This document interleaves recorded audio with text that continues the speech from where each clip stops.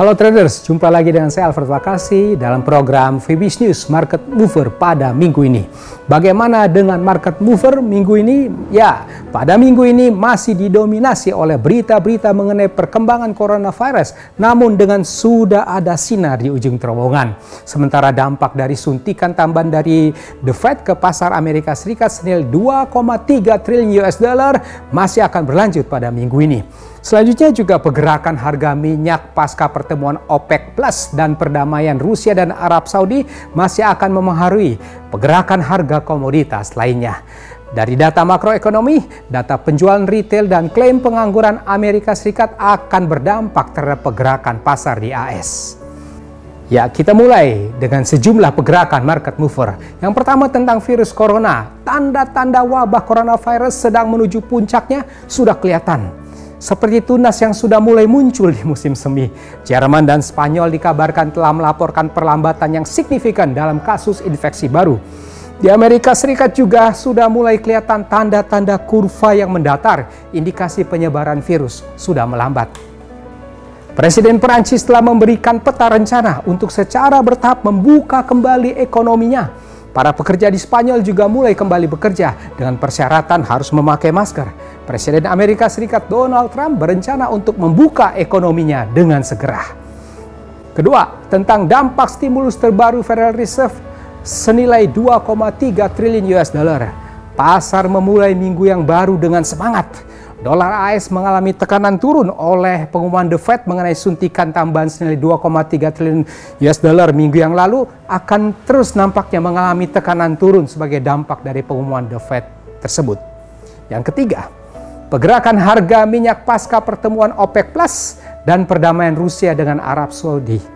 Para trader kelihatannya tidak terlalu yakin dengan efektivitas dari kesepakatan belakangan ini antara OPEC dengan para produsen minyak lainnya, tidak termasuk Amerika Serikat, untuk memangkas produksi minyak sampai sekitar 10 juta barrel per hari di bulan Mei dan Juni. Harga minyak mentah benchmark Amerika yakni WTI kehilangan pegangannya dan tetap turun ke bawah ke sekitar 20 dolar per barrel setelah pada awalnya sempat naik ke arena 24,5 US dollar. Yang keempat, data makroekonomi. Untuk retail sales Amerika, para konsumen saat ini sedang menjaga ketat dompetnya dalam waktu yang tidak pasti saat ini. Karena data penjualan retail Amerika ini diperkirakan akan turun dengan angka umum turun 8% dan angka intinya atau core turun 5%. Klaim pengangguran Amerika kelihatannya akan meningkat ke lebih dari 6 juta selama 2 minggu berturut-turut, dan dengan perkiraan pasar yang masih suram, klaim pengangguran pada minggu ini diperkirakan masih akan tinggi di atas 5 juta. Bagaimana pengaruh terhadap pergerakan harga? Pertama, kita perhatikan virus corona dari Wuhan ini. Dengan melambatnya perkembangan wabah pandemi coronavirus ini, dan Amerika Serikat dan beberapa negara Eropa serta Asia Pasifik mulai memikirkan dibukanya kembali sebagian dari ekonomi mereka, sentimen pasar nampaknya akan membaik. Keengganan terhadap risiko akan menurun, saham-saham akan kembali naik dan rebound, dan dolar Amerika nampaknya akan mengalami tekanan turun.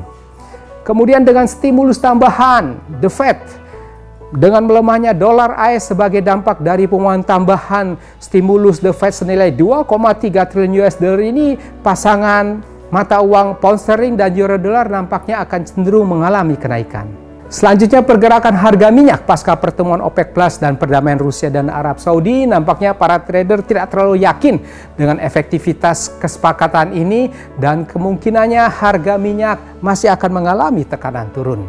Lalu data makroekonomi di Amerika, khususnya dengan memburuknya data penjualan retail dan klaim pengangguran Amerika, nampaknya dolar AS akan kembali mengalami tekanan turun minggu ini sehingga harga emas dapat mengalami penguatan. Demikian pemirsa setia Fibis News, kita telah membahas market mover pada minggu ini. Saya di sini Alfred Vakasi, mohon diri sejenak. Selamat berinvestasi, semangat selalu, stay home, stay safe, salam Fibis.